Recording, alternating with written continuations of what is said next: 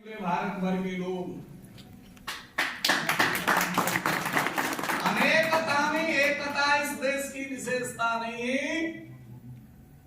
सबकी अलग अलग बातें होते हुए भी, प्रत्येक की स्वतंत्रता होते हुए भी अंदर से भारतीय होने का जो बोध आ से अनार के माध्यम से हो सकता है, वह हिंदी की वर्णमाला में ज्ञा से ज्ञानी तक हमें ले जा सकता है। जिसको आ से अनार समझ में आ गया, वो यात्रा करते करते ज्ञा से ज्ञानी तक जाएगा, क्योंकि अनार परिवार भाव की तरह देने का बोध कराता है।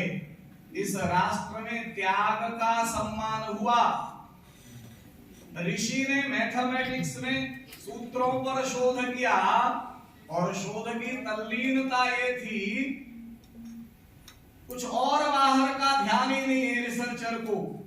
पत्नी आती है, पानी दे के चली जाती है, भोजन दे के चली जाती है, रिसर्चर रिसर्च में तल्लीन है। रिसर्च पूरी हुई तब ध्यान आया इस कक्ष में कोई और भी है, और तब पूछा, देवी आप कौन हो? उसने बताया, मैं आपकी पत्नी हूं। कब से हो? पिछले 12 वर्ष से हूं। आप जरा कल्पना कीजिए, आज की पत्नी होती तो क्या करती? और तब ऋषि कहते हैं, आपका नाम क्या है? कहते हैं, मेरा नाम भामती है। और भारत का यह रिसर्चर ऋषि ग्रंथ के उस पुस्तक का नाम उस पत्नी के नाम पर रखता है। गणित की वो पुस्तक बनी भामती। इस शास्त्र में आ से अनार सीख लेगा तो ज्ञा से ज्ञानी है, क्योंकि उसके जीवन में समता आ जाएगी। बिनु विज्ञान की समता आवे तो अवकाश की न भविनु पावे। विज्ञान के बिना समता नहीं आ सकती, जैसे आकाश के बिना काम नहीं चल सकता। अब आप ए से एप्पल पढ़ाना शुरू करोगे इस राष्ट्र को, तो अनार और एप्पल का वही अंतर है जो भोग और त्याग का अंतर है। आप यानी अनार त्याग का प्रतीक है, एप्पल भोग का प्रतीक है। जिन्होंने ए फॉर एप्पल से जीवन शुरू किया, उनकी दृष्टि में ये संसार भोग के लिए बना है। इसलिए संसार में सिवाय समस्याओं के और दूसरी कोई चीज नहीं। और ए फॉर एप्पल से शुरू करने वाला तो जेड फॉर जेबरा तक ही जाएगा।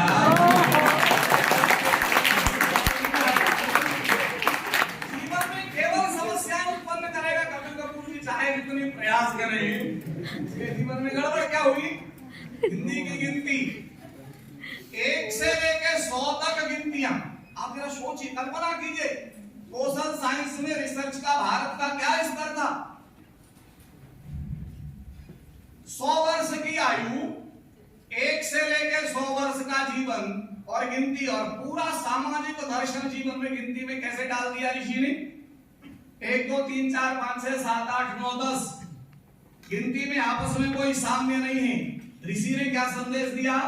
1 से 10 वर्ष की आयु तक प्रत्येक बच्चे को अपने स्वतंत्र विकास का अवसर दो, अपनी प्रतिभा को पहचानने दो, अपने अंदर के ज्ञान को बाहर प्रकट करने दो।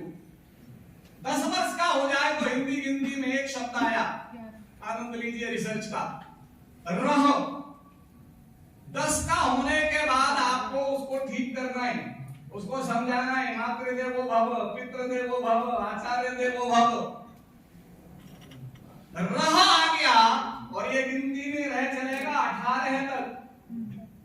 यही उम्र है जब आपको उसे टोकना है, रोकना है, झुकना सिखाना है, ज्ञान देना है। ये स्कूली एजुकेशन का समय, यहां सब उसके बाहर वाले आ गए। रह ठीक हो गया तो वो आचार्य को देवता मानने लगेगा। फिर बाहर को बड़े बड़े बोर्ड लगाने पड़ते यूनिवर्सिटी में, एंटी रैगिंग कमेटी, ये लगाने की जरूरत नहीं पड़ेगी, क्योंकि रह ठीक हो गई। और रह ठीक नहीं हो पाई 12th तक, 12वीं कक्षा तक स्कूल एजुकेशन में, तो हिंदी गिनती कहती है, एक शब्द आ जाता है जो बड़ा खतरनाक है गिनती में। हिंदी में ही शब्द आता है वो ईश। ईश मतलब स्वामी। जब माता देव नहीं है, पिता देव नहीं है, आचार्य देव नहीं है, तो उसको लगता है मैं ही ईश हूं। और ये गलतफहमी लिए अगर वो कॉलेज में प्रवेश कर गया तो दुनिया की कोई एंटी रैगिंग कमेटी उसको गड़बड़ करने से नहीं रोक सकती। चाहे जितनी कोशिश वाइस चांसलर साहब करें, चाहे जितनी कोशिश चांसलर साहब करें, रह गड़बड़ हो गई है, ईश लेके आ गया है, तो फिर ये ईश गिनती में बहुत लंबा चलता है। जितने बैठे हो उसमें से 90% इस ईश को लिए बैठे हैं, क्योंकि हिंदी गिनती में ईश चलता है 48 तक, 48 48 तक हर गिनती में ईश है। और वो यही समझता रहता है मैं ही सब कुछ हूं। इसलिए दूसरा जब बात करता है तो उसकी बातचीत में आपको झलकेगा, तुम समझते नहीं हो यार। बेटा अपने बाप से कह रहा है पापा आप समझते ही नहीं हो, क्योंकि ईश है। ठीक नहीं हुआ, 48 में जाके हिंदी गिनती समझाती है, उसे बोध होता है इस दुनिया में कोई ईश नहीं होता। गिनती में शब्द आ जाता है आस। 2 साल चलता है आस, 49 50, उसे आस रहती है शायद कुछ हो जाए, कुछ होता नहीं है। तब हिंदी में शब्द आता है वन और पन। तब इसमें आप ध्यान से देखिए, इस उम्र में वो शुरू करता है 51 52 53, कुछ बन जाए, कोई स्टेटस बन जाए, हेड ऑफ द डिपार्टमेंट बन जाए, वाइस चांसलर बन जाए, और ये बन चलता है 58 तक, 58, और 58 में उसे पता ही नहीं चलता गिनती में कब आ जाता है 60, 59, ये 60 था। समाज पूछता है आपने किया क्या, परिवार पूछता है आपने किया क्या, हम आपकी जगह होते तो पता नहीं क्या करते थे। 60 में वो रिटायर हो जाता है बेचारा, 59 60 61 62 63 68 तक, 68, और तब गिनती में आता है तर। जो रह शुरू में सिखा सकता था वो 69 में उसको लगता है इस दुनिया में तो कुछ हुआ नहीं, बुढ़ापा आ गया, अवसर, तब कथा में जाना शुरू करता है, सत्संग में जाना शुरू करता है, गुरुद्वारे जाना शुरू करता है, पर वहां मन नहीं लगता क्योंकि अभ्यास नहीं है। और तब गिनती में आता है 78 के बाद 80, 80 मतलब है, तब उस परमात्मा का बोध होता है 79 में, और 80 चलता है 89 तक, 89 तक, और बच गया तब उसके जीवन में ऑटोमेटिक आता है 90। जो रह सिखाती थी झुकना वो प्रकृति सिखाती है 90, 91, शरीर पूरा झुक जाता है, समाज में कोई सम्मान नहीं रहता। और 91, 92, 93, 94, 95, 96, 97, 98, 99 और अंत में स्वाहा।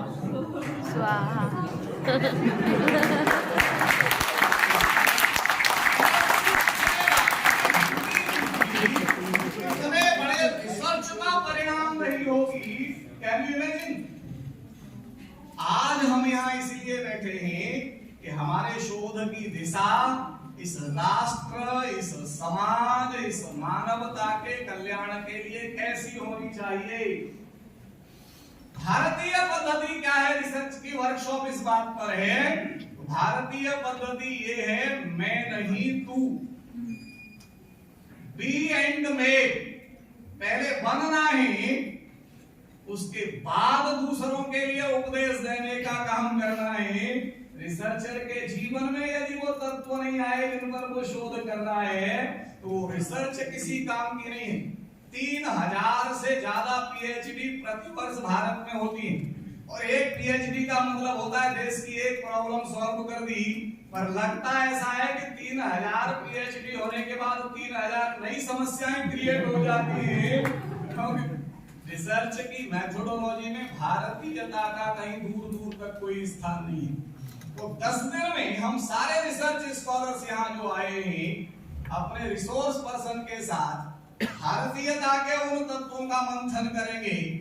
आदरणीय कपिल कपूर जी जैसे विद्वानों के साथ मिलकर अनुसंधान इस बात पर करेंगे कि विश्व के कल्याण के लिए मेरा शोध कैसे उपयोगी हो सकता है, कैसे अपनी हड्डियों को दधीची की तरह मानवता के कल्याण के लिए दिया जा सकता है।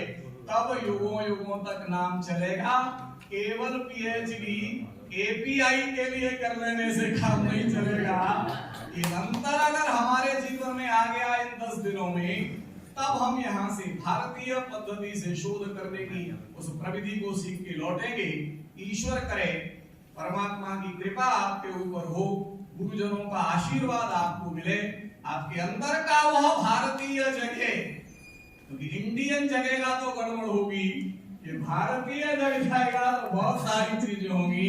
क्योंकि भारत का मतलब होता है ज्ञान के प्रकाश में रत रहने वाला। भारतीय धन्यवाद देते हुए, आपको बहुत शुभकामनाएं देते हुए, ठीक इस पे अपनी बात समाप्त करते हुए आपको फिर प्रणाम करता हूँ।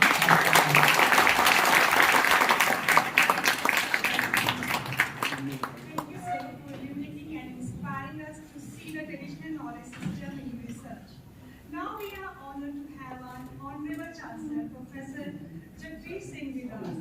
May I kindly request Professor Jagbir Singh, Honorable Chancellor of the Central University of Punjab, to deliver the presidential address.